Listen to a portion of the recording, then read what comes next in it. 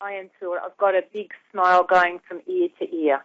I was hopeful because I knew that the President Correa and his government and the people wanted to ensure Julian's safety and that they have a strong record of protecting of human rights and free speech.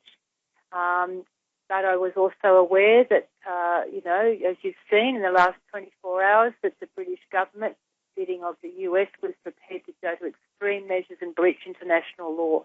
So I wasn't sure how it would go, but I knew that that we were on a firm footing in terms of the correct facts, which would prove that Julian was being persecuted.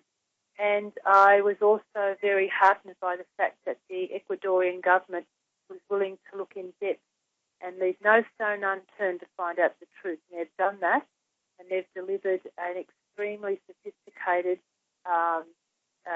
explanation as to why they've come to this decision. It's a sound decision. It's based in legal frameworks going back for a long time, in precedents in law, international law, human rights. Well, we've got one government now that has the high spirits and ethical commitment to human rights and free speech to stand up, and I'm hoping that Ecuador's example will be a shining light to the rest of the world and maybe encourage other governments to do the same. There are certainly millions of people around the world that are supporting Julian's rights to publish as a legal, legitimate media organisation. But we just have to take one step at a time. Now, if the UK is going to continue being a lackey for the US and breaching international obligations, then they may find themselves in an international court.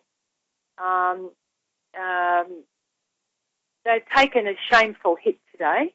I think they need to hang their heads in shame, as does Australia and Sweden and the US. Ecuador has outshone all of them, put them all to shame. And I'm hoping this will be a bit of a page turner, but we're still geared up for the fight. We're going to be in our moment. We're going to be celebrating. We're going to encourage everybody in the world now to go visit Ecuador. I've been there. It's a fabulous country on every level, including its wonderful time in history, where this country has taken human rights and turned it into a constitution. Well, President Correa made a statement when I was over there, and he said that the Ecuadorian government has nothing to hide. And he made the statement that those governments that are supporting WikiLeaks are the governments with nothing to hide. The governments that are trying to curtail WikiLeaks and destroy them are the governments with something to hide.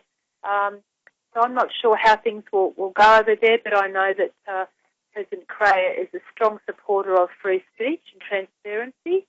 So I guess it's for them to work out over there, but I can't see why not, unless Julian decides that at some point he would like to do something else in regard to publishing or human rights. It may not be with WikiLeaks. I don't know. You have to ask Julian that.